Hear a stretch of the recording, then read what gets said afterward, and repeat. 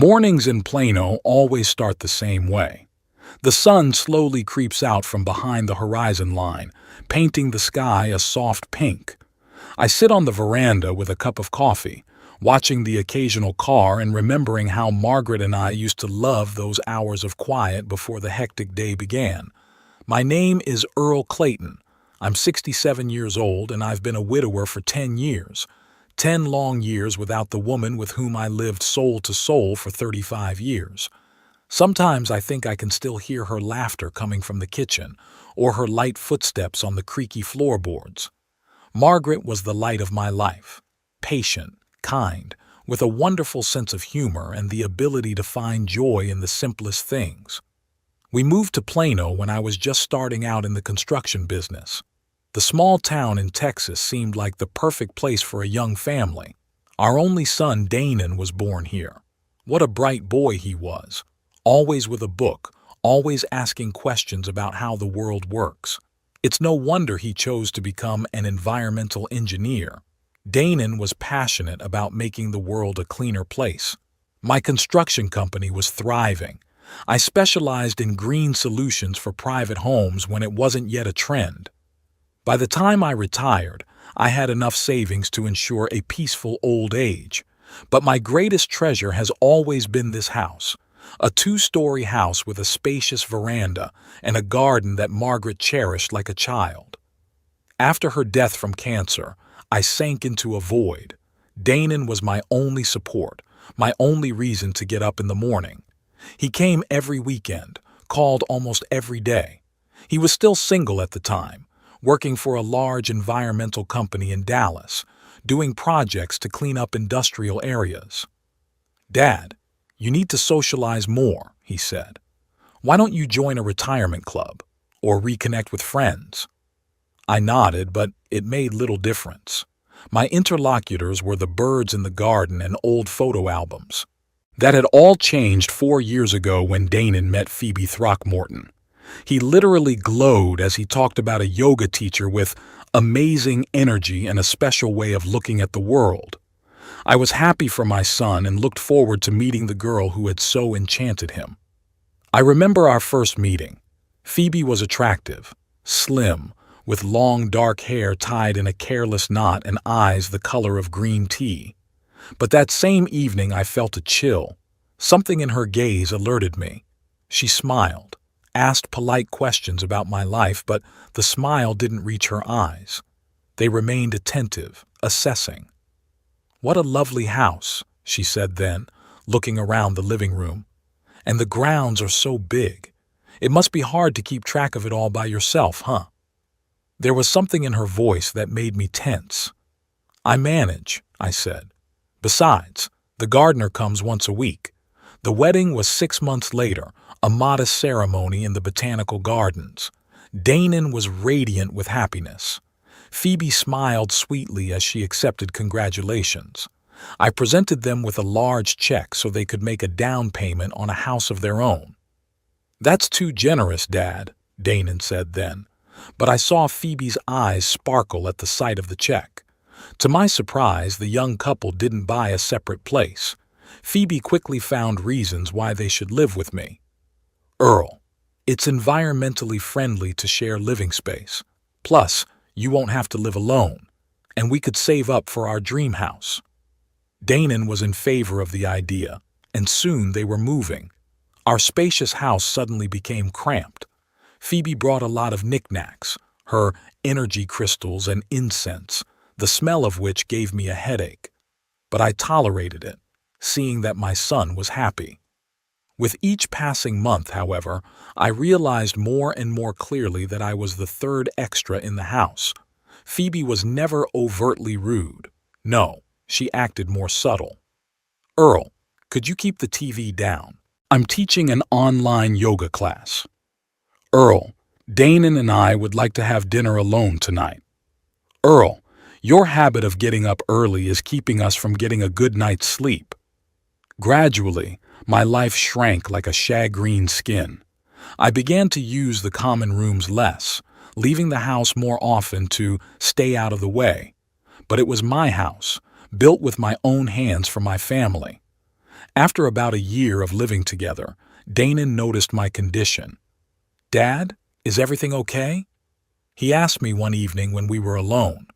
Phoebe had left for a weekend seminar on spiritual practices. "Everything's fine, son," I replied, not wanting to drive a wedge between him and my wife. "You've been a little lost lately, and you're not using the living room much. It's still your home, you know." There was so much genuine concern in his voice that I almost told him the truth. But instead, I just kept it to generalities about just getting older and needing less space. Danon didn't seem convinced, but he didn't push it. After that conversation, however, I noticed him watching the interaction between Phoebe and me more closely. 2 years ago, I made a decision that seemed right at the time. I had signed the house over to Danon, with the sole condition of a lifetime residency for myself. It was my gift to my son, my support for his family. "Are you sure, Dad?" Danon asked when I informed him of my decision. "Absolutely. The house should belong to the young people. I don't need it." Danon hugged me so tightly I could hardly breathe. Phoebe's reaction, on the other hand, was restrained. She thanked me, but there was a calculating glint in her eyes that I didn't like. After the paperwork was done, I noticed that Phoebe became even more aloof with me. She no longer made any effort to maintain even the semblance of a warm relationship. I was now a guest in their home, not a member of the family. Danon continued to work at his company, often staying late into the night. I could see the tension gradually building between him and Phoebe. They began to talk less often, spending more time apart. Phoebe left more and more often for seminars and retreats, returning with strange ideas and new demands on the household. And then something happened that turned my life completely upside down. One ordinary Tuesday, 3 weeks ago, the phone rang. Danon had died of a heart attack right on the job. He was only 36 years old. The funeral was a blur. I stood at my boy's casket, unable to believe I had outlived my own child. It's wrong. It's against all the laws of nature. Parents shouldn't bury their children. Phoebe held herself aloof at the funeral. She wore a black dress and dark glasses, which she didn't take off even in church. I didn't see her cry. She spent most of the time socializing with her relatives, a thin woman introduced as her sister and a stern man she called uncle. After the ceremony, there was a memorial dinner at our, now her, house. People talked about Danon, reminiscing about how kind, smart, talented he was. I sat in the corner, unable to utter a word. Phoebe walked between the guests, accepting condolences, but never once came near me. The next week passed in a daze. I barely left my room, couldn't eat, had trouble falling asleep. Pictures of Danon's life flashed before my eyes. Here he was taking his first steps. Here he was walking to school with a huge backpack. Here he was getting his college diploma, glowing with pride. And here he is, being lowered into the ground, forever. Exactly a week after the funeral, Phoebe knocked on my door. I opened it and she came in uninvited, glancing around my room. "We need to talk, Earl," she said coldly, and I noticed that it was the first time she'd ever called me by my first name, not Mr. Clayton, as she had before. "Sure, Phoebe, sit down." She remained standing with her arms crossed over her chest. "I think we'd both be better off if you found another place to stay." I blinked, not believing my ears. "Excuse me?" "The house is mine now, as Danon's wife, and I want to live alone. You need to move out." I felt the blood rush from my face. "Phoebe, we just buried my son, your husband, and you're telling me this now?" She shrugged. "When? A month from now? A year from now?" It had to be said anyway. I own the house and I want to use it as I see fit. "But I have a life estate," I reminded him. "That was a condition when I signed over the house." Phoebe grinned. "The condition is no longer valid. I consulted a lawyer. You can sue, of course, but it's long and expensive, and I can make your life here very unpleasant. I looked at this woman my son once loved and didn't recognize her. Where had gone the sweet, smiling Phoebe who had won my boy's heart? "You have a week to move out," she said icily. "I've already contacted a real estate agent and they can show you some affordable retirement apartments." She turned and left the room, leaving me in a daze. 1 week. She's giving me a week to leave the house where my entire life has been spent, the house where I hold the memories of Margaret and Dannon. I sank down on the bed, feeling my heart pounding. The grief of losing my son was mixed with anger and powerlessness. Do I really have to leave? Is this really what Dannon would have wanted? I didn't sleep a wink that night. I lay staring at the ceiling and thought about my son, about our last conversation, about the way he looked worried and determined at the same time, the way he hugged me tighter than usual, as if he knew it would be the last time we'd see each other. The morning Phoebe left to teach her yoga class, I started packing up my most prized possessions and photos. Not because I was going to give up, but because I didn't trust this woman. I didn't know what she was capable of doing to get me out of the house. I pulled Margaret's old jewelry box from the dresser where I kept important documents, and then my eyes fell on an envelope that hadn't been there before. On it was written in Dannon's handwriting, "To Dad. Open if necessary." With trembling hands, I opened the envelope. Inside was a folded piece of paper, a note from Dannon. I unfolded it and began to read. "Dad, if you're reading this, it means something has gone wrong. I hope you never open this envelope, but I need to back up. I've made arrangements with Wilton Paxton, an old friend of ours. Contact him immediately. He'll explain everything. And remember, whatever happens, I love you. Dannon." I reread the note several times, trying to make sense of it. Wilton Paxton had been our family lawyer since the days when I first started the construction business. He'd helped me with the paperwork when I'd signed the house over to Dannon. What could Wilton possibly know? I pulled out my phone and dialed a number I hadn't dialed in a couple years. Wilton answered after the third ring. "Earl, old buddy." His voice sounded warm, but with a hint of concern. "I was going to call you myself. My deepest condolences about Dannon. It's terrible." "Thank you, Wilton." My voice sounded hoarse. "I found a note from my son.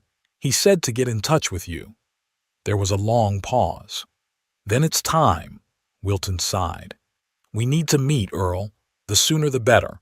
We agreed to meet in an hour at his office. I walked out of the house, trying not to make any noise. I was shaking with the anticipation of something important, the hope that my son had left me more than just a goodbye note. Wilton's office was in a small, historic building in downtown Plano. The receptionist, who had known me for many years, smiled sadly and immediately ushered me into the office. Wilton, a heavy-set man with a graying beard and kind eyes behind glasses, stood to meet me. "Earl, old friend," he shook my hand firmly. "Have a seat." I sank into the leather chair across from his desk, feeling my heart pounding. "What's going on, Wilton? What did Dannon know that he left me that note?" Wilton sighed and opened his desk drawer. From there, he pulled out a file folder. "About a month and a half ago, Dannon came to see me. He was concerned and determined at the same time, said he wanted to deed the house back to you." I felt out of breath. "What? But why?" "He didn't go into details, but he said he was worried about your future. Mentioned that his marriage was going through a rough patch, and he wanted to make sure you were safe no matter what happened." Wilton opened the folder and pulled out a document with official seals. "Here's the deed of gift, Earl. It's all legal, notarized. The house belongs to you again." Dannon insisted that the procedure be expedited and quiet. He said he'd tell you everything himself when the time came. I took the documents with shaky hands and tried to read the legal text, but the letters blurred before my eyes. Did he say anything else? About Phoebe? About their relationship? Wilton adjusted his glasses and looked at me carefully. "I'm a lawyer, Earl, and I'm bound by professional ethics. But as your friend, I'll tell you this. Dannon was very concerned. He mentioned that Phoebe had changed, that she— Wilton hesitated, searching for words. That she wasn't the woman he thought he'd married. I leaned back in my chair, trying to comprehend what I'd heard. Memories of the last months of my son's life flashed before my eyes. A lot of things made sense now. Danon had really changed about 2 months before he died. More withdrawn, thoughtful. He stayed late at work more often. I put it down to fatigue and work problems, but now I realize it was deeper than that. I remembered our conversation a week before he died. We were sitting on the porch, Phoebe away on another seminar. Danon was drinking a beer and staring at nothing. "Dad," he said suddenly, "do you ever feel like you've made a mistake, but it's too late to make a change?" "Of course, son," I replied. "Everyone makes mistakes. The question is how you deal with them." He paused, twirling the bottle in his hands. "What if the mistake affects not only you, but other people as well? If you let down the ones you love?" I put my hand on his shoulder. "Danon, what's going on? You can tell me everything." He opened his mouth as if he was going to say something, but then he shook his head. "Nothing, Dad. Just thinking out loud. Never mind." The next day, I caught him talking on the phone. He was talking quietly but tensely. "No, I can't just walk away. Yes, I understand the risks. We need to do this right, legally." Seeing me, he quickly ended the conversation and smiled a strained smile. Now, sitting in Wilton's office, I realized that Danon had probably been planning the divorce even then, and was worried about me, about what would happen to me afterward. "Earl," Wilton's voice brought me back to reality. "There's something else you need to know." Danon left a video message in case something happened to him before he explained everything to you. He was very insistent that I only give it to him in the event of his absence. Wilton pulled out a flash drive and held it out to me. "This is a copy. I keep the original in my safe. I'd suggest you watch it in my office if you're up for it." I nodded, feeling a lump come up in my throat. Wilton turned on the computer, inserted the flash drive, and turned the monitor toward me. After a few seconds, Danon's face appeared on the screen. He looked tired but determined. "Hey, Dad, if you're watching this video, it means something went wrong and I wasn't able to tell you everything in person. I hope it won't be necessary, but I have to back it up." He ran a hand through his hair, a gesture that always gave away his nervousness. "I signed the house back over to you, not because you asked or hinted. You would never do that. I did it because I realized what a mistake I'd made in tying my life to Phoebe." He sighed heavily. "The last few months I've discovered a lot of things I hadn't noticed or didn't want to notice before. Phoebe isn't who I thought she was. She's self-serving, and her attitude towards you. That was the final straw. I heard her tell her sister on the phone that the old man will be in a nursing home soon, and I laughed. She doesn't even know I heard that conversation. My heart clenched with pain, not at Phoebe's words, but at what my son was going through. I started divorce proceedings, Dad, secretly consulted with lawyers. But before I told her, I wanted to make sure you were protected. That's why I rewrote the house. Wilton will help you if there's a problem. All the paperwork is in order, the deed of gift is legal, and there's nothing Phoebe can do about it." Danon smiled sadly. "I'm sorry I didn't tell you sooner. I didn't want to worry you. You've been through enough since Mom left. But know that I'm grateful for everything you taught me, the values you instilled in me. They're what helped me see the truth." He was quiet for a moment, as if gathering his thoughts. "I love you, Dad, and I know I'm doing the right thing." That was the end of the video. I sat there, unable to move, feeling tears running down my cheeks. My boy, my smart, kind boy. "He wrote it down 2 weeks before he died," Wilton said quietly. Danon had indeed started divorce proceedings. He consulted with a colleague of mine who specializes in family law, gathered evidence of some of Phoebe's bad behavior. What kind of behavior? I asked hoarsely. Wilton shook his head. He didn't go into detail with me. All he said was that it was about financial fraud and possibly infidelity. He was very upset, Earl. I sat there trying to process what I was hearing in my head. My son was hurting, preparing for a divorce, worrying about me, and he kept it all to himself so he wouldn't worry me. And now he's gone. His heart couldn't take all that stress. What do I do now, Wilton? My old friend straightened up in his chair. Legally, the house is all yours. The deed of gift is immaculate. All the taxes are paid. Phoebe can't challenge it unless she can prove that Danon was incapacitated when he signed it, which is impossible, since he was medically cleared the same day.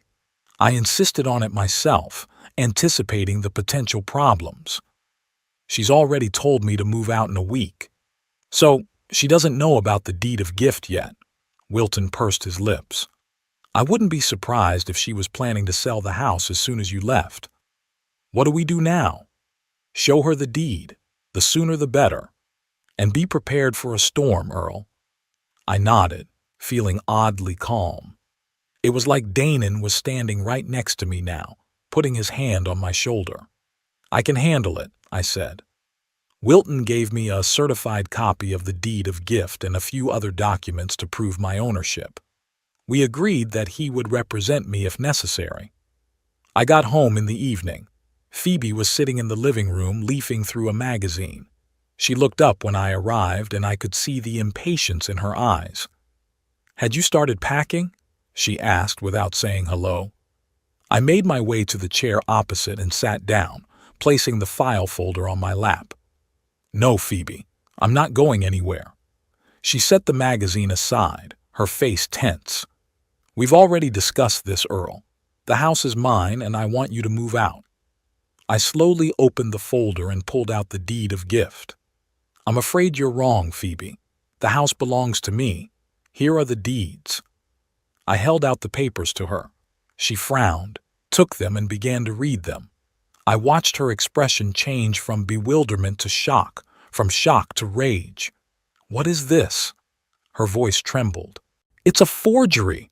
Danon would never... It's a legal document, Phoebe. Danon signed the house back over to me a month and a half ago. It's all legal, notarized. She jumped up. The papers fell out of her hands. You forced him, manipulated him. He would never... I didn't know anything about it until today, I replied calmly. Danon did it on his own initiative, and left a video message explaining his reasons. Phoebe turned pale. She knew my son well enough to know that he could have anticipated this situation and prepared for it. It's not true, she whispered, but without the same confidence. It is true, Phoebe, and you know it. Danon realized who you really are. He started divorce proceedings before he died. She stared at me wide-eyed. Then she grabbed the documents off the floor and began to frantically reread them, as if hoping to find some mistake, some loophole. I'll argue it, she finally said. I'll prove that he was out of it, that you pressured him. Danon was medically cleared the day he signed, I replied. Everything was done legally, subject to any claims you might have. Phoebe clenched her fists so white her knuckles turned white. You're not getting this house, man. I'm gonna sue. I'll prove that you manipulated my son.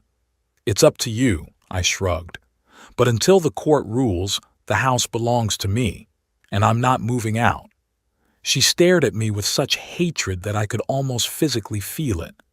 You're going to regret this, Earl Clayton, she hissed. I swear you'll regret it. With those words, she threw the papers in my face, turned, and ran out of the room. I heard the front door slam, and then her car started and drove off with a screech of tires.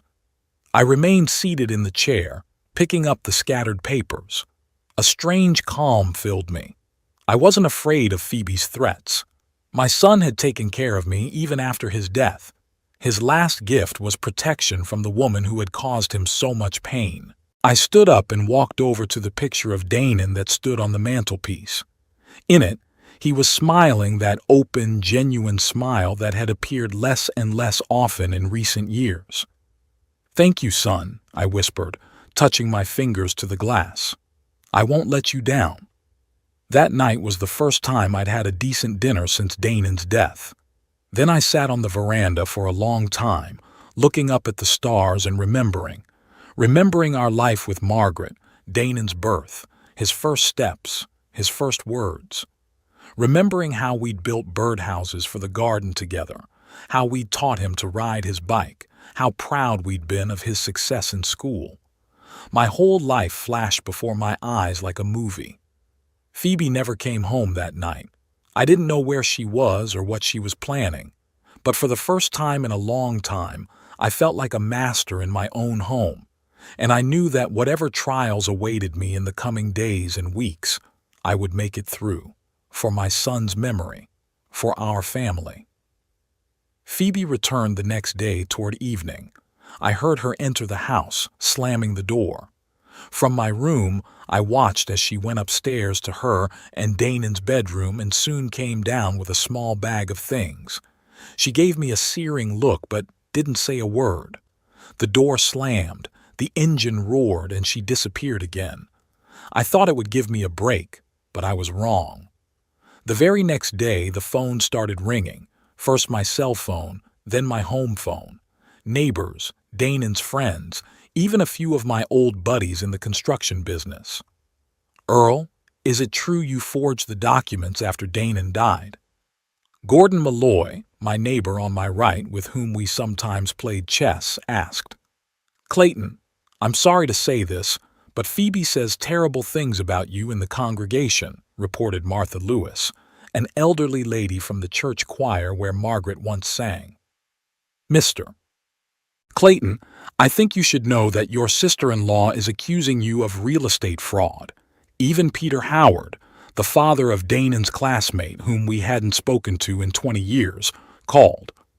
I patiently explained to everyone that the paperwork was legitimate, that Danon himself, in his right mind, had signed the house back over to me. Some believed, others doubted. But I could feel the web of rumor and speculation weaving around me. On the fourth day after our confrontation with Phoebe, I found an official letter in my mailbox from the law firm of Sterling, Bronson and Associates. They notified me that they were representing Phoebe Clayton. She continued to use my son's last name, and that she was challenging the validity of the house deed, claiming that the document had been signed when Danon was under severe emotional stress and unable to make informed decisions. I immediately called Wilton and read him the letter. "It was expected," he sighed. "Come to my office tomorrow morning. We'll discuss defense strategy." The next day I sat across from Wilton, in the same chair I had sat in a few days earlier when I first learned of my son's behavior. "Their case is weak," Wilton said, looking over the papers. "We have a medical report on Danon's capacity at the time of signing, and we have witnesses to the signing, myself and my secretary Doris.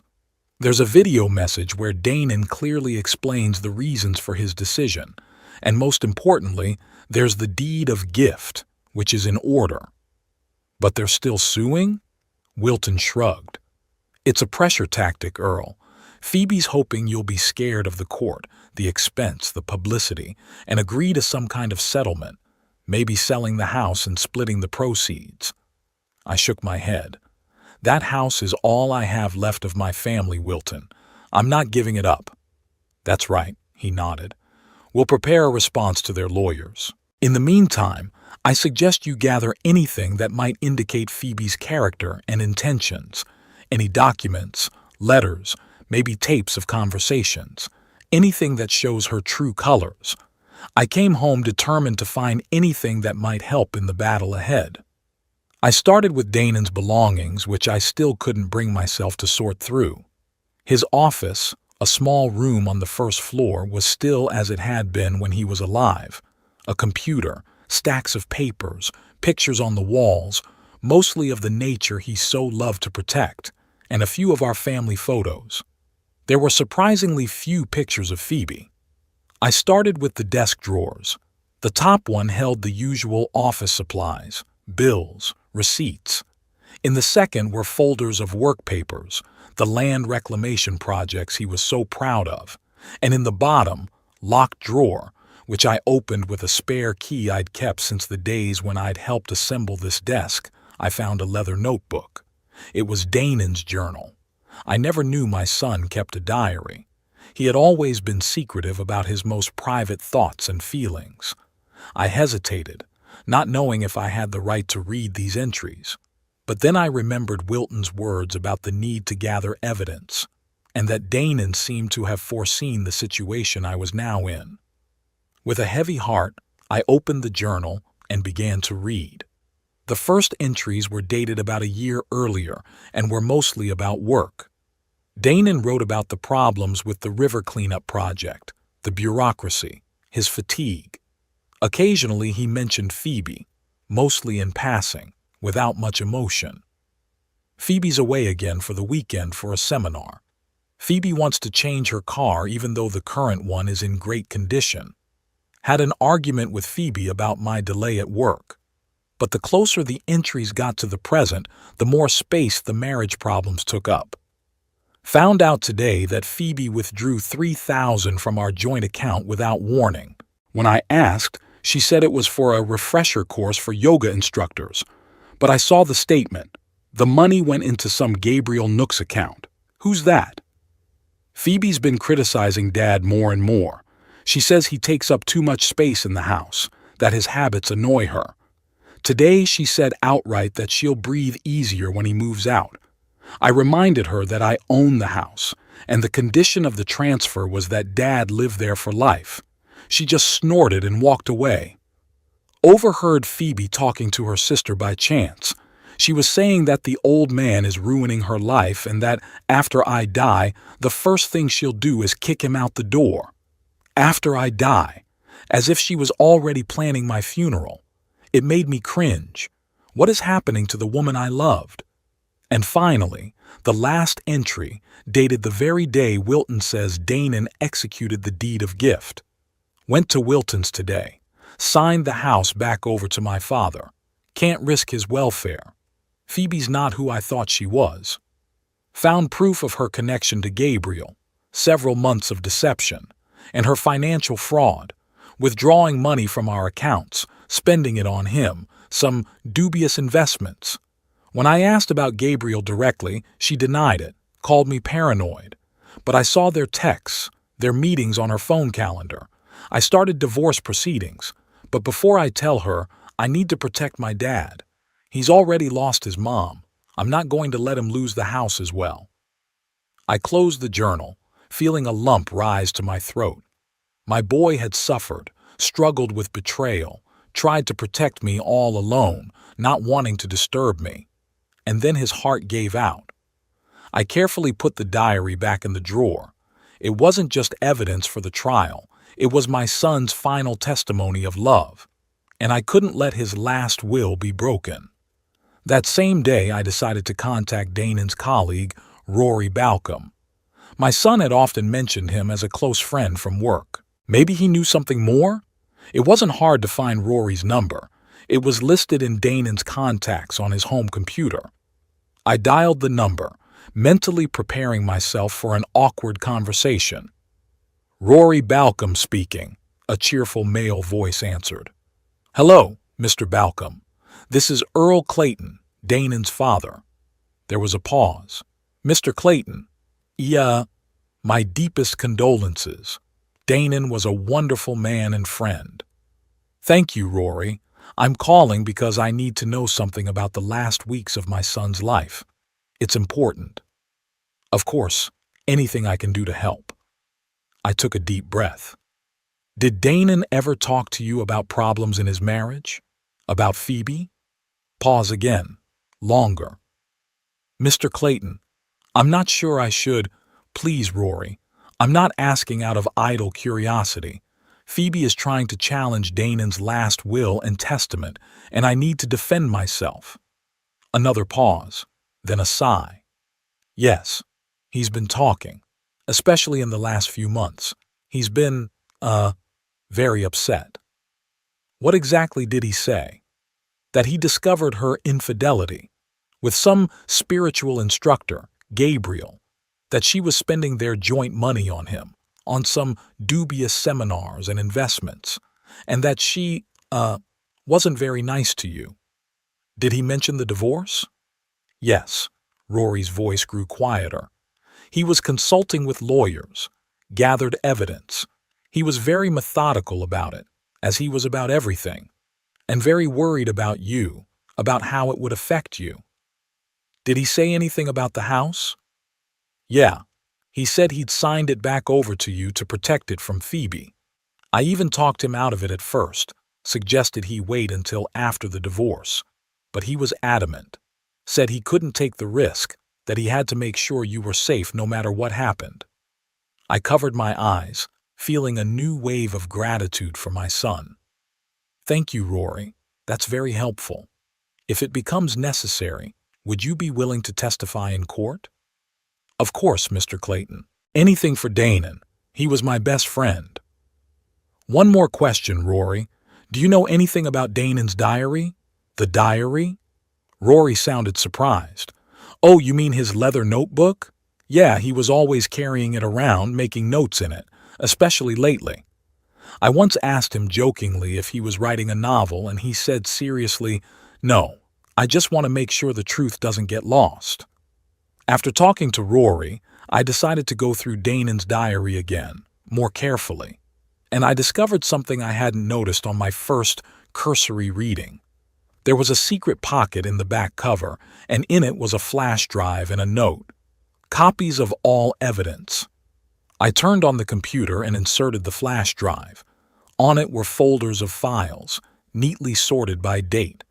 Screenshots of correspondence between Phoebe and someone named Gabriel, photos of their meetings, apparently taken by Danon himself or a private investigator he'd hired, bank statements showing strange transactions, and most shocking of all, audio recordings of Phoebe's conversations with her sister and this Gabriel. I opened one of the audio files and heard Phoebe's voice.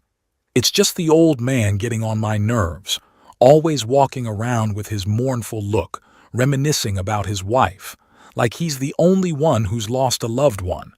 And the house is in Danon's name only on the condition that his daddy can live there until he dies. Can you believe that? He could live another 20 years. 20 years I have to put up with him in our house. Sister's voice. What does Danon say? Danon adores his daddy, thinks he's the wisest man in the world. It's making me sick, but that's okay. I'm slowly building tension between them. And then, when the time comes... What are you talking about, Phoebe? A chuckle. Nothing in particular, sis. It's just that Earl isn't getting any younger, and old people belong in nursing homes. And if he suddenly becomes incapacitated... I turned off the tape, feeling myself flush with anger. Now I understood why Danon had been so concerned, why he'd been in such a hurry to get the house reissued. I gathered up all the materials I'd found, the diary, the flash drive, printed out the most important documents and called Wilton. I found proof, I said. A lot of evidence. Good, Wilton sounded pleased. Bring it back tomorrow. My team and I will review the material and prepare to meet with Phoebe's lawyers.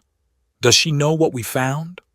Not yet, and it's best she doesn't until she does. The element of surprise could play right into our hands. I couldn't sleep for a long time that night. Thoughts of Danon, of his suffering, of Phoebe's betrayal. I couldn't rest. I went out onto the veranda where my son and I often sat, talking about everything. The stars shone brightly in the Texas night sky. I won't let you down, son, I thought as I looked at the constellations that Danon so loved to show me. Your final gift will not be in vain. The next morning, as I was about to take the materials to Wilton, I got a call from Martha Lewis, the lady from the church choir. Earl, honey, I have to warn you. Phoebe's been going around the neighborhood saying horrible things. That you forced Danon to sign the papers, that you threatened to evict them both if he didn't agree, that you took advantage of his illness. Sickness? I interjected. What are you talking about, Martha? She claims that Danon was depressed, that he was taking strong antidepressants that were affecting his judgment, and that you took advantage of that. I felt anger boiling up inside me. Danon had never suffered from depression, never taken antidepressants. It was a pure lie. Martha, it's not true. Danon didn't have any mental problems. He was completely healthy and capable. That's what I thought, Martha sighed. But Phoebe is very persuasive, and she's hired a lawyer from a big firm in Dallas. She came to see me this morning with some young man, asking me to sign a witness statement about your strange behavior after Margaret's death. I, of course, declined. But I'm afraid not all the neighbors will be so squeamish. I thanked Martha for the warning and immediately called Wilton, telling him about Phoebe's new tactics. It's to be expected, he said. She's trying to create an image of a sick, manipulative Danon and an image of an angry, manipulative you. Classic tactic in a case like this. But we have a medical report and a video message from Danon. And if you don't mind, I'd like to talk to his attending physician. Of course, I said. Dr. Verwick, he's been seeing Danon since he was a kid. Oh, that's great. Doctors don't usually like to testify, but in a case like this, when it comes to slandering a patient, he might make an exception. We agreed to meet in an hour, but before I could leave the house, the doorbell rang. There was a young man in a business suit carrying a briefcase. Mr. Clayton, my name is Corey Danner. I represent Mrs. Phoebe Clayton. Here's the subpoena and a copy of the lawsuit. He handed me the envelope and, without waiting for an answer, turned and walked away. I opened the envelope.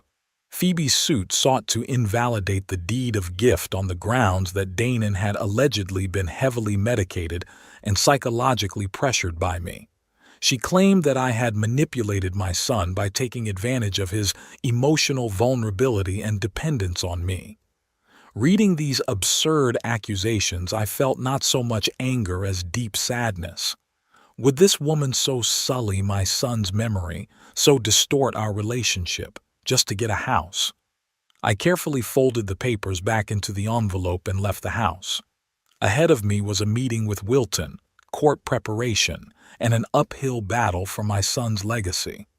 On the way to Wilton, I reflected on how strangely life turns. Just a month ago, I had a son, a family, a home where I felt, if not welcome, at least tolerated. Now my son is gone, and I'm at war with the woman he once loved. But I was not alone in this war. Danon, even in death, stood by me. His journal, his foresight, his love gave me the strength to move on. The trial was scheduled for 10 o'clock in the morning. I got up at 5, unable to lie in bed any longer. I was as nervous as a schoolboy before an exam. Wilton picked me up at 8:30 so we could go over the defense strategy one more time. Don't worry, Earl, he reassured me as we drove to the Plano County Courthouse. We have a solid case. The deed of gift is impeccable, and all the witnesses are on our side. But Phoebe seems to be willing to do anything, I objected.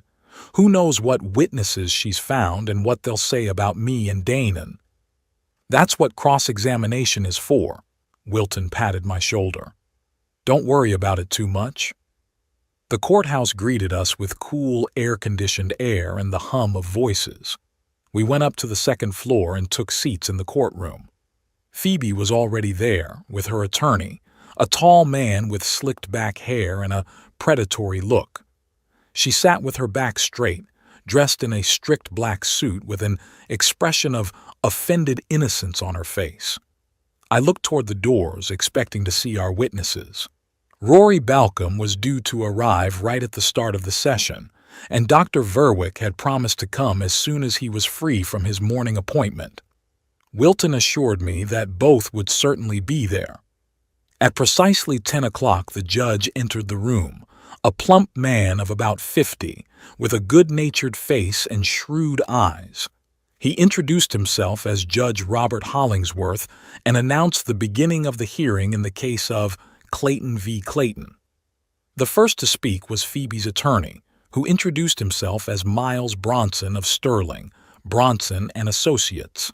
"Your Honor," he began in a confident voice, "my client, Mrs. Phoebe Clayton, has recently suffered a terrible tragedy, the death of her beloved husband, Dannon Clayton. No sooner had she recovered from this blow than she discovered that her father-in-law, Mr. Earl Clayton, was claiming rights to the house where the young family had lived, claiming that shortly before his death, his son had signed the property over to him." Bronson paused, looking around the room. "We intend to prove that the so-called deed of gift, if it exists at all, was signed under duress when Dannon Clayton was under severe emotional stress, possibly under the influence of powerful medications and not fully aware of his actions. In addition, we believe that Mr. Earl Clayton took advantage of his son's vulnerable state and manipulated him using his parental authority."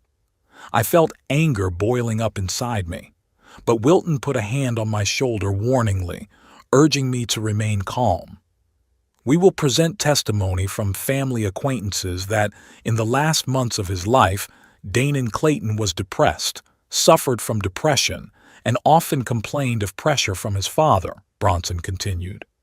"We will also provide evidence that Mr. Earl Clayton repeatedly expressed his displeasure with his son's marriage and tried to turn him against his wife." I gritted my teeth. Every word this man said was a lie. But Wilton was right. Our turn would come. After the opening statement, Bronson called the first witness, a middle-aged woman he introduced as Helen Dorset, Phoebe and Dannon's neighbor. "Mrs. Dorset, how long have you known the Clayton family?" About 3 years. My husband and I moved to the same street when the young Claytons were already living there." "What did you find the relationship between Dannon and his father to be like in the final months before Dannon's tragic passing?" Helen adjusted her glasses and cast me an apologetic glance. They seemed tense. Dannon often looked upset after visits from his father or phone conversations with him. "Did Dannon ever tell you that his father was pressuring him?" "Objection, Your Honor," Wilton jumped in. "That's a leading question." "Sustained," the judge nodded. "Mr. Bronson, rephrase the question. Did Dannon ever discuss his relationship with his father with you?" "Not directly, but one day when my husband and I invited Dannon and Phoebe over for a barbecue, Dannon was particularly depressed. Phoebe explained that he'd had a difficult conversation with his father about the house, something about how Mr. Clayton Sr. considered the house still his, even though he'd formally signed it over to his son.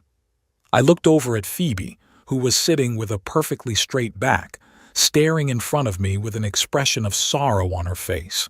What an actress! Phoebe's 2 other witnesses gave similar testimony, creating an image of an oppressive, manipulative father and an unhappy, depressed son. It was all the exact opposite of the truth, and I could barely restrain myself from jumping up and screaming about it. Finally, Bronson finished introducing his witnesses, and the floor went to Wilton. "Your Honor," he began, rising from his seat, "my colleagues have painted a very dramatic picture, which, unfortunately, has nothing to do with reality. We are going to present you with the real facts today, backed up not by speculation and rumors, but by concrete evidence and testimony from people who knew Dannon Clayton intimately." He paused, giving the words a chance to reach the judge.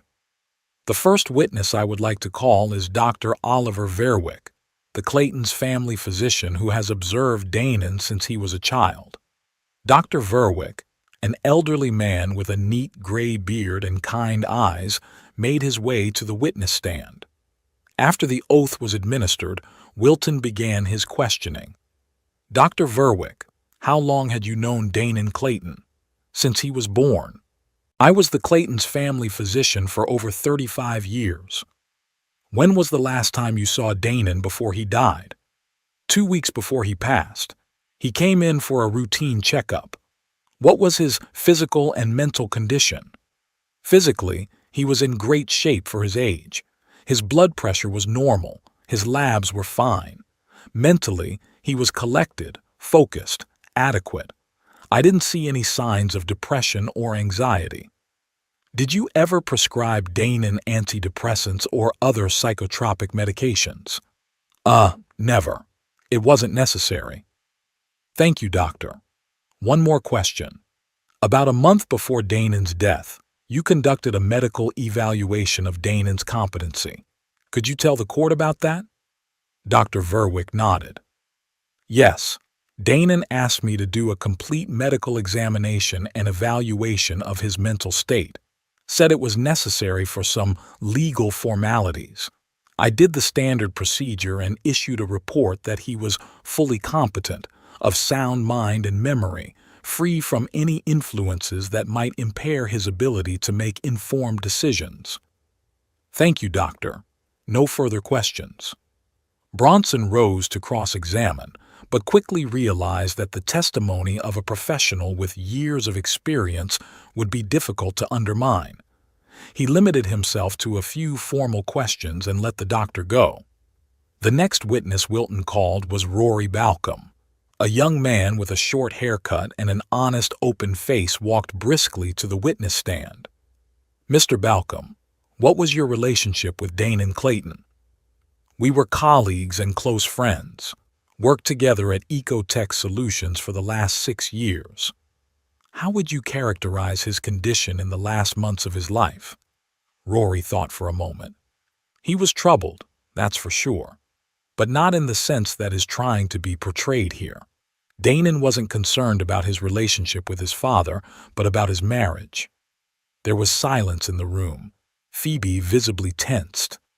What exactly was bothering him? He discovered that his wife was cheating on him, with some spiritual practice instructor, and that she was spending their joint money on this man. There was a whisper in the room. Phoebe whispered something fiercely in her lawyer's ear. Did Danon share his plans for the future with you? Yes. He was planning a divorce, consulting lawyers, gathering evidence of Phoebe's infidelity and financial fraud, and he was very concerned about his father. What do you mean? Worried? Danon said that Phoebe hated his father, considered him a nuisance, and wanted him out of the house. He was afraid that once the divorce proceedings started, she'd retaliate, including through his father. That's why he decided to sign the house back over. Did he tell you about this decision? Yes. He told me directly that he'd signed over the deed to his father. I even discouraged him at first, told him to wait until after the divorce. But Danon was adamant. He said he had to be sure his father would be all right, no matter what happened. Bronson jumped up from his seat. Objection, Your Honor. These are all unsubstantiated allegations. We have no proof that such conversations actually took place. Your Honor, Wilton replied calmly, we do have such evidence. With the court's permission, I would like to introduce Danon Clayton's personal diary, discovered by his father after his son's death. The judge nodded and Wilton handed the diary to the bailiff.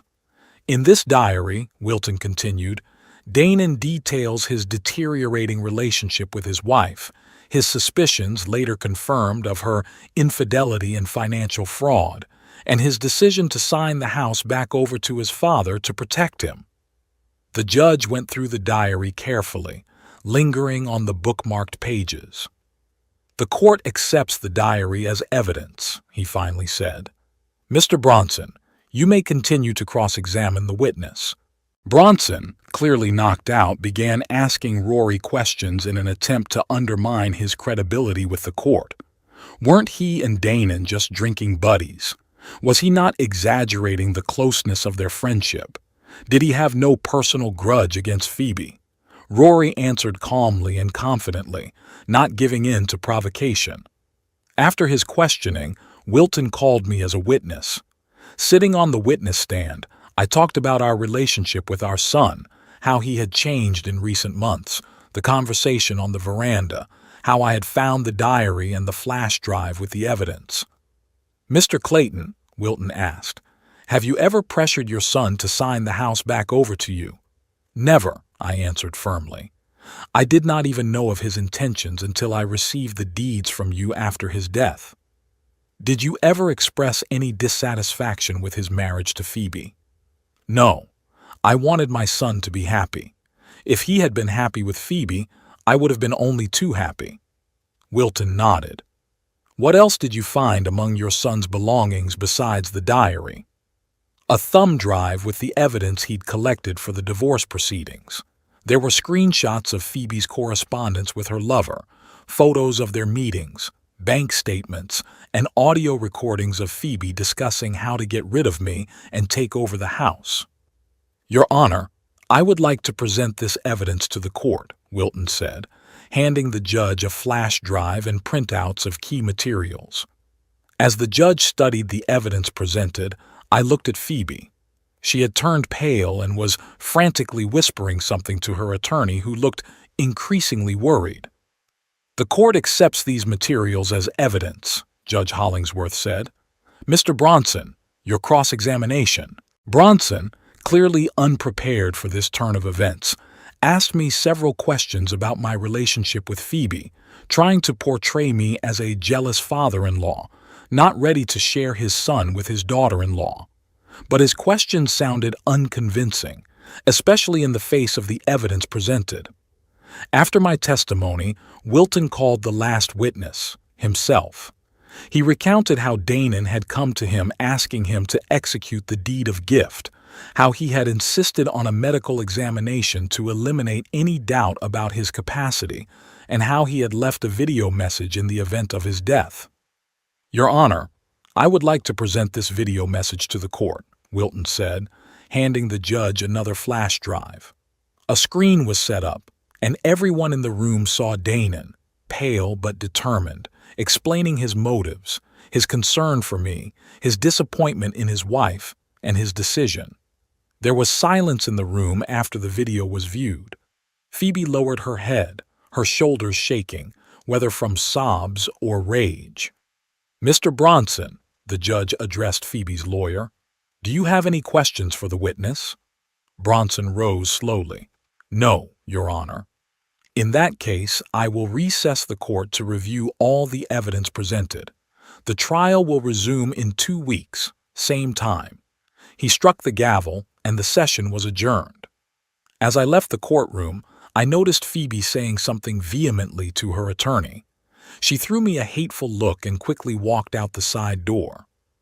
It went even better than I expected, Wilton said as we left the courthouse. The judge is clearly impressed with our evidence. I'm pretty sure the ruling will be in our favor. Thank you, old friend. I shook his hand. I couldn't have done it without you. Thank your son, Earl. He's got it all figured out. We agreed to meet in a few days to discuss further strategy, and we went home. That evening, I got a call from Wilton. Earl, I just got word that Phoebe fired Bronson. Apparently, she's looking for a new lawyer or dropping the suit altogether. Is that good news? More like cautiously optimistic, but I'd advise you to be especially careful in the coming days. Phoebe's backed into a corner which makes her unpredictable. What do you mean? She may try to, get or destroy some evidence. Do you have an alarm system in your house? No, never needed one. I'd recommend at least a rudimentary security camera, for your own safety and in case she tries to break in while you're away. I thought about Danon's diary, the evidence flash drive, the video message. We had copies of all that stuff, but I kept the originals at home. Okay, Wilton, I'll get on it tomorrow.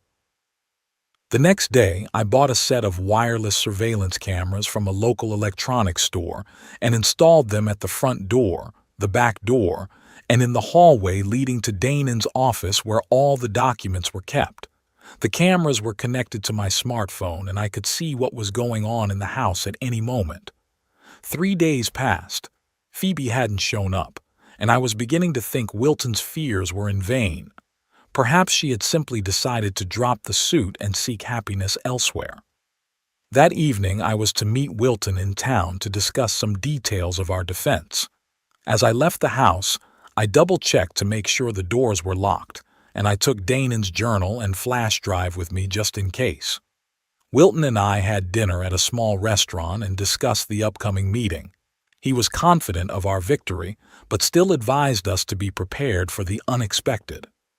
Returning home around 9 p.m., I received a notification from the surveillance camera app. Traffic detected at the back door. I parked around the corner and opened the app. The screen clearly showed Phoebe trying to open the back door with some kind of lockpick-like tool. I immediately called the police and reported the attempted break-in. Then I called Wilton. "You were right," I said. "She's trying to break into the house." I called the police. "Stay where you are," Wilton advised. "Don't confront her. Let the police handle it." I sat in the car, watching through the app as Phoebe finally managed the lock and entered the house. The cameras showed her walking quickly through the kitchen, looking around and heading straight for Danon's office. There she began frantically rummaging through desk drawers and cabinets, throwing papers and books around.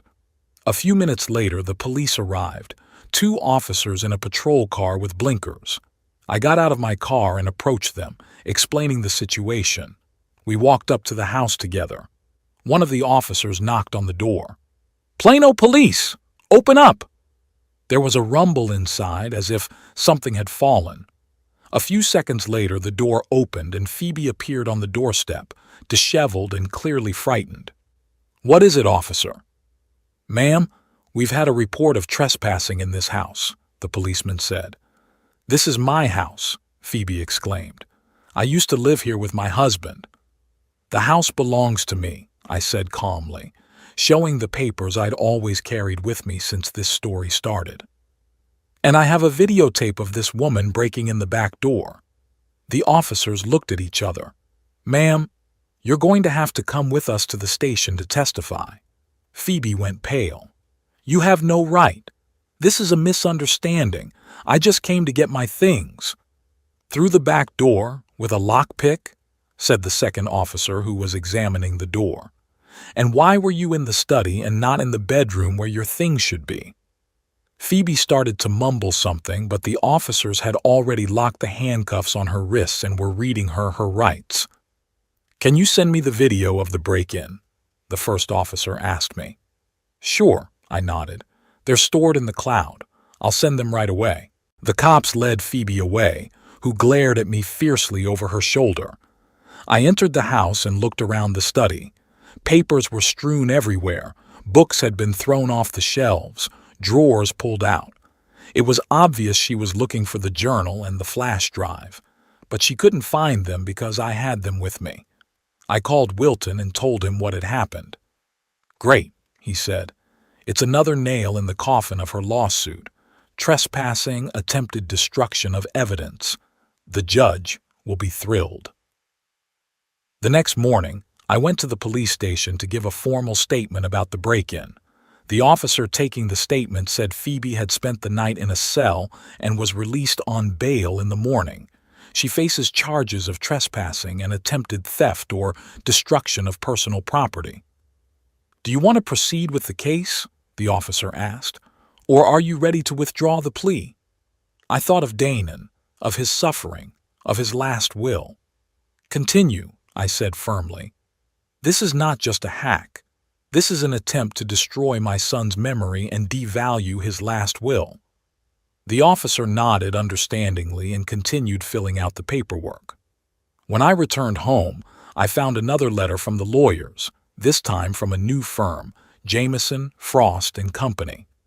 They advised that they were now representing Phoebe Clayton in a contested deed of gift case and asked that the next court hearing be postponed to a later date due to the need to review the case file.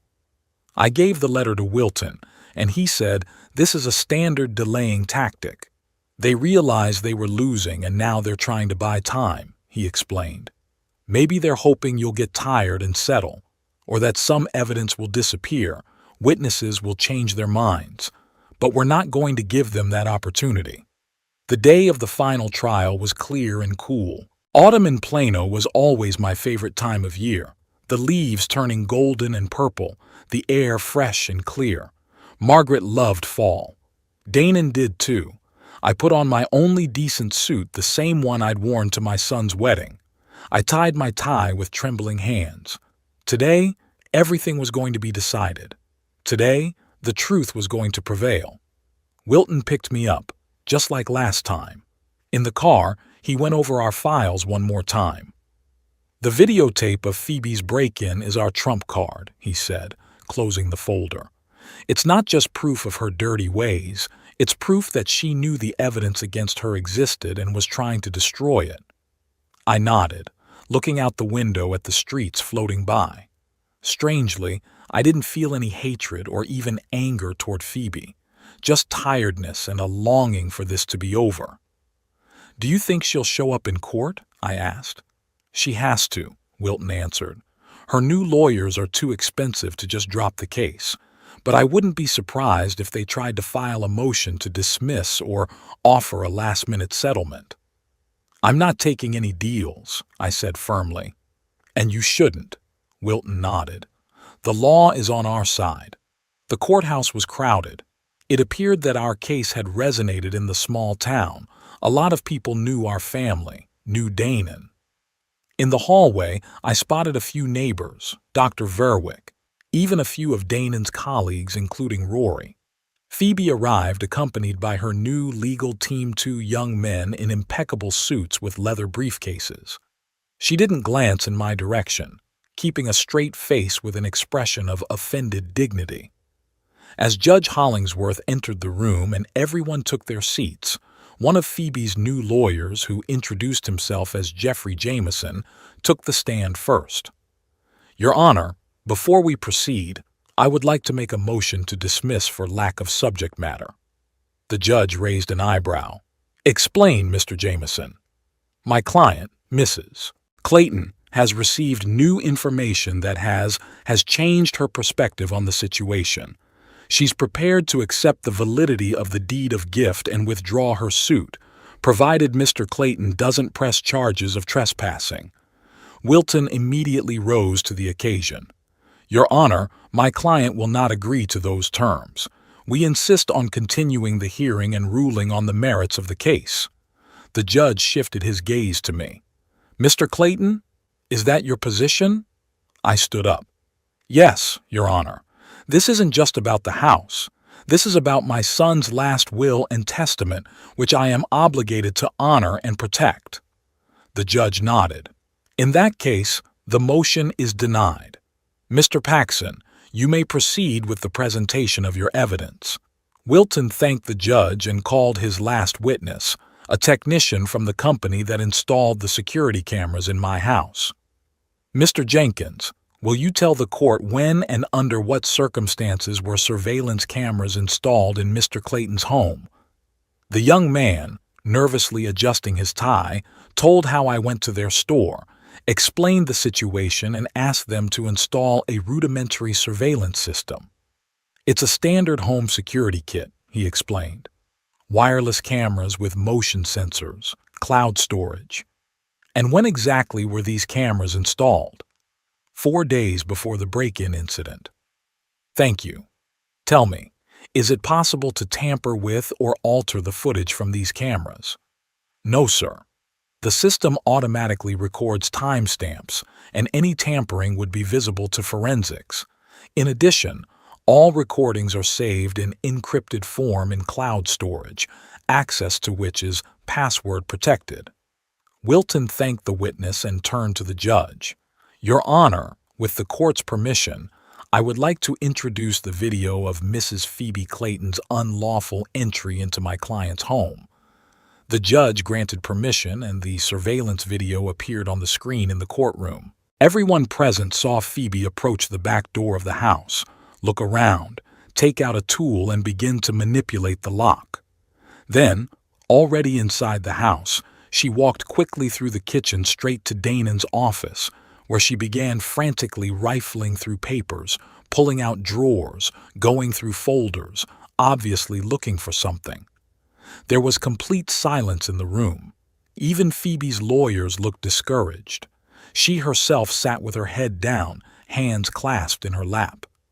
"Your Honor," Wilton continued after the tape had ended, This videotape clearly demonstrates that Mrs. Clayton was aware of the existence of documents that threatened her position in this case and attempted to locate and likely destroy them. Not only is this a criminal offense for which she has already been charged, but it is also direct evidence of her bad faith in this civil proceeding. Jameson jumped up from his seat. Your Honor, we cannot comment on this record because we have not had an opportunity to review it in advance. We ask for a recess to consult with our client. The judge agreed to grant 15 minutes, and everyone in the trial left the room. In the hallway, I could see Phoebe and her attorneys talking animatedly about something off to the side. It was clear from their gestures and facial expressions that the conversation wasn't easy. When the trial resumed, Jameson looked noticeably less confident. Your Honor, given the new circumstances, my client is prepared to withdraw her lawsuit without conditions. The judge looked at Phoebe. Mrs. Clayton, do you affirm that ruling? Phoebe looked up, her eyes filled with defeat mixed with rage. Yes, Your Honor. Judge Hollingsworth nodded. In that case, I'm ready to rule. The court recognizes the validity of a gift from Danon Clayton to his father, Earl Clayton. The house located at 123 Maple Street, Plano, Texas, is recognized as the property of Earl Clayton. The suit of Mrs. Phoebe Clayton is dismissed. Court costs are awarded to the plaintiff. He struck the gavel and the hall rumbled with muffled conversations. Phoebe jumped up from her seat, threw a searing glance in my direction, and quickly headed for the exit without waiting for her lawyers. Those hurried after her, gathering papers. Wilton put his hand on my shoulder. Congratulations, Earl. Justice had been served. I nodded, feeling strangely empty. The victory hadn't brought the joy I'd hoped for. After all, this battle wouldn't bring my son back to me. People came up to us. Neighbors, acquaintances, Danon's colleagues. They shook my hand, expressed their support, said they'd always known what a wonderful man Danon was and how glad they were that the truth had prevailed. Mr. Clayton, an elderly lady I vaguely remembered as a neighbor 2 houses down, approached me. I want to apologize. When Phoebe started spreading those awful rumors, I had my doubts. But now I see the kind of person she really is, and what your son was. I'm so sorry for your loss. Thank you, I nodded. Dr. Verwick shook my hand firmly. Danon would be proud of you, Earl. You stood up to his last will and testament. Rory Balcom came up last. Mr. Clayton, I'm glad justice has been served. Danon would have been pleased. If you ever need help, any help, just give me a call. I thanked everyone, but felt drained and tired. Finally, when everyone had dispersed, Wilton and I walked out of the courthouse. What now? I asked, looking at the busy street in front of us. Now, Wilton answered. You go on with your life, Earl, just as Danon would have wanted you to. I walked back into the house that was now officially and irrevocably mine. It seemed so empty, so quiet. Danon's room, his study, his belongings all reminded me of the son I had lost, and yet I felt his presence, his support. The next weeks passed in peace and quiet. Phoebe never showed up again. Through her lawyers, she requested permission to take her personal belongings, and I agreed, but on the condition that she come accompanied by a bailiff. And so she did. Phoebe silently collected her belongings under the bailiff's watchful eye without a word to me. Gradually, life was falling into a new rut. I began sorting through my son's things, sorting through papers, photos, books. It was a painful but necessary process. I found some solace in it, like having one last conversation with Danon, one last chance to get to know him a little better through the traces he'd left behind. One day, while sorting through his desk, I found a folder with sketches of a project Danon had been working on shortly before his death. It was a plan to redevelop an old industrial neighborhood in Plano into an environmentally friendly area with affordable housing for students and young professionals. Danon always said that the city lacked affordable apartments for young people, especially community college students, many of whom had to spend hours commuting from neighboring towns. This finding got me thinking. Our house was too big for one person. The second floor, where Danon and Phoebe's bedrooms and guest room used to be, was empty. What if...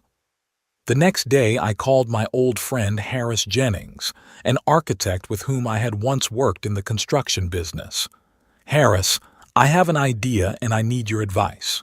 We met and I outlined my plan to him, to convert the second floor of the building into 3 small separate apartments for students, separate entrances, minimal renovations, and keeping the overall look of the house. "It's doable," Harris said after studying the layout. "It would require remodeling, separate utilities, permits, but it's doable. Are you sure you want to do this, Earl? Students can be noisy." "Noise is life, Harris," I replied. "This house has been quiet for too long. The paperwork and renovation process had taken months. It was spring when the work was done, and I was able to advertise the apartments."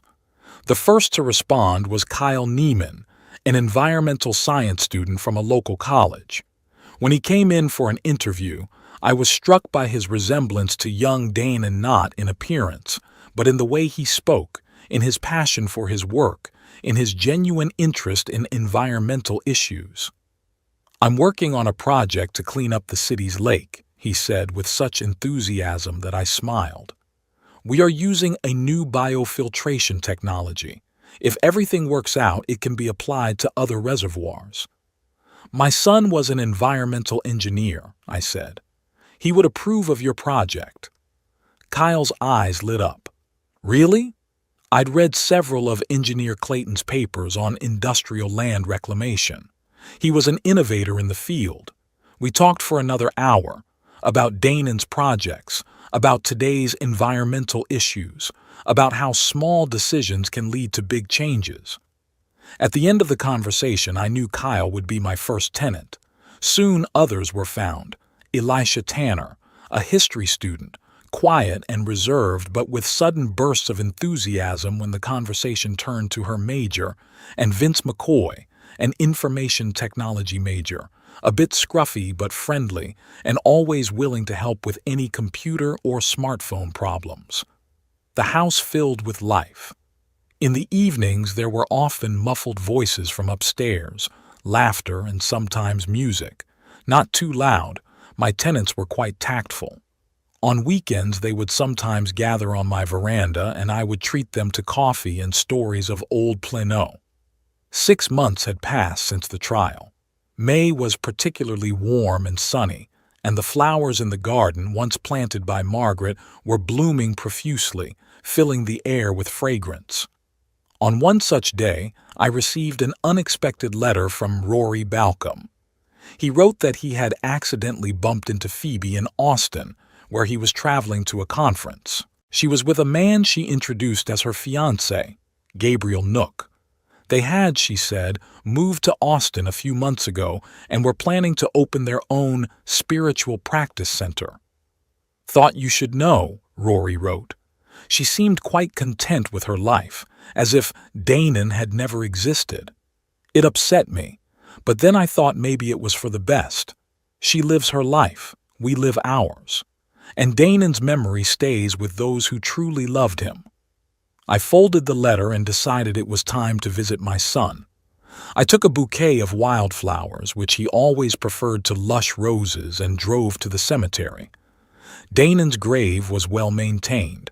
I came here every week, cutting the grass, removing leaves, sometimes just sitting there and telling him the news, as if my son could hear me. "Hi, son," I said, placing the flowers on the headstone. "I've got news. Do you remember Phoebe? She moved to Austin with that Gabriel guy. I hope they'll be happy, or get what they deserve. Either way, she's out of our lives." The wind rustled in the leaves of the trees as if it were an answer. "I also did something I think you'd like. Remember how you always said there wasn't enough student housing in town? I converted the second floor into apartments. There's 3 young guys living there now. One of them, Kyle, is an environmental studies major like you. He's working on a lake cleanup project. You'd approve." I was quiet, listening to the silence of the cemetery, broken only by bird song. "Thank you, son, for everything, for protecting me even after you were gone, for being who you were. I miss you every day. But now I know I can move on. You gave me not only a roof over my head, but a new purpose to help young people like you always wanted." On the way back, I stopped by the college where I picked up Kyle after class. We agreed that I would show him some of Danon's old blueprints that might be useful for his project. On the way home, Kyle talked about his plans, his new water purification methods, and how important it was to preserve nature for future generations. I listened and smiled, thinking about how Danon would have said the same thing, probably in the same words. In the evening, sitting on the veranda with a cup of coffee, I looked up at the stars and thought about the strange twists and turns of fate, about how a loss can turn into a new beginning, about how my son, even after leaving, continued to care for me and even, in a way, guide my life. Now my house was once again filled with voices, laughter, and life boiling over. And though the pain of loss would never completely go away, I knew that Danon would have approved of my choices, approved that his home had become a haven for those who strove for knowledge and a better future, as he himself had once done. That night, for the first time in a long time, I fell asleep with a light heart, without nightmares or troubling thoughts. I dreamed of Danon, smiling, calm, standing on the lake shore with a fishing rod, just like when we used to go fishing on weekends as kids. He turned to me and said, "That's right, Dad. It's just the way it's supposed to be." When I woke up in the morning, I felt peaceful. Life went on. Not the same life as before, but still a life in which there was room for both the memory of the past and hope for the future. From upstairs came the muffled voices of my tenants going to class. I went upstairs to make coffee. The day promised to be good, and so did all the days that followed. I no longer felt like a lonely old man lost in a house that was too big. I was a man with a purpose, with a new family, not by blood, but by spirit. And I knew that Danon, wherever he was now, approved of that. Every evening, sitting on the veranda, I would mentally talk to my son, telling him about my business, my new charges, as I called the students, my plans for the future. And though he could not answer, I felt his presence in every corner of the house, in every rustle of leaves in the garden, in every ray of sunlight coming through the window. His last gift, this house, was not just a defense against Phoebe's greed, but a new beginning for me, a life where I could carry on my son's work, helping young people, giving them a piece of the wisdom and kindness I'd once invested in Danon. And when Kyle, excited and happy, came running in to tell me that his lake cleanup project had been approved and a grant had been awarded for implementation, I felt that somewhere out there, beyond our comprehension, Danon was smiling at the sight of it all. Life went on, and there was still room in it for love, hope, and new beginnings, even for a 67-year-old widower who had lost his only son. Sometimes, sitting in the quiet of my room, I would reread Danon's journal, tracing his journey from happy newlywed to disappointed husband, from trusting man to one who had to make a difficult decision to protect his father. And each time, I thanked him for that final gift, not only for the house, but for the lesson of love and care he taught me by his act. Phoebe and her new fiancé faded into the distance, as if they had never been in our lives. I'd heard that their spiritual practice center in Austin wasn't doing well. Too much competition, too little real substance. But I didn't care about that. I didn't wish them harm, but I didn't wish them well, either, just that they lived their lives, far away from me and the memory of Danon. I, on the other hand, had found a new vocation. In addition to renting apartments to students, I started helping Kyle with his environmental project, not as a specialist, of course, but as a person with experience in construction and organization. We went to the lake together, discussed the layout of the biofilters, and I advised him on how to interact with contractors. "You remind me of my grandfather," Kyle once said. "He too was always willing to help, to share his experience. Thanks to people like you, young people have someone to learn from." Those words touched me to the core. I had never thought of myself as someone to learn from. But now, in this new chapter of my life, I began to realize that decades of experience can indeed be useful to someone else. Elisha, my history student, often asked me to tell her what Plano was like in the 60s and 70s. She recorded my memories for her oral history project on the city, and Vince helped me master the computer and smartphone at a level I'd never dreamed of before.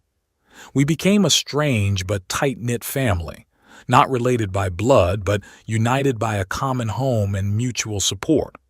I cooked for them on weekends. They helped me with the hard work in the garden. We celebrated holidays, birthdays, successful exams together. And every day I felt more and more strongly that I had found my place in life. That everything that had happened, the loss of Danon, the struggle with Phoebe, the discovery of the truth, had brought me to a point where I could become not just a lonely old man living out his days, but a man still capable of doing something meaningful, still capable of loving and supporting others. That day, exactly 6 months after the final court hearing, I drove to the cemetery again. I took Kyle with me. He'd been asking for a long time, saying he wanted to meet Danon, to honor the man whose work had inspired his choice of profession. We stood at the grave and I talked about my son, his childhood, his youth, his professional accomplishments. Kyle listened with genuine interest, sometimes asking questions. "You know, Mr. Clayton," he said when I stopped talking, "I think your son would be glad that his home lives on, that it still has room for dreamers and those who want to make the world a better place." "I think you're right, Kyle," I replied, looking at the headstone. Danon had always been a generous man. He knew how to share not only things, but knowledge, inspiration, support. We fell silent, listening to the bird song and the rustling of leaves. "Danon's last gift," I finally said, "was more than just a home. It was an opportunity to start a new life, to continue what was important to him, helping others, caring for nature, creating a community of like-minded people." Kyle nodded and placed the small stone he'd brought with him, a smooth, water-polished river-naked stone, on the grave. "It's from the shore of the lake we're cleaning up," he explained. I thought he'd like to know that his ideas live on. On the way home, we stopped at a plant nursery and bought some seedlings for the garden. Danon had always wanted to plant more trees there, but kept putting it off for a future he didn't have. In the evening, all my tenants gathered in the backyard and we planted the trees together. Elisha suggested naming each one after someone we had lost but wanted to remember. The first tree, of course, became Danon. The second one I named Margaret. Kyle, Elisha, and Vince also found names for the rest of the saplings. Looking at these young people planting trees that will probably outlive them, I realized that this is what life is all about, creating something that will be left behind, passing on your wisdom to the next generation, being a link between the past and the future. Danon gave me more than just a house. He gave me a new purpose and meaning in life, and for that, I will be grateful to him for the rest of my life.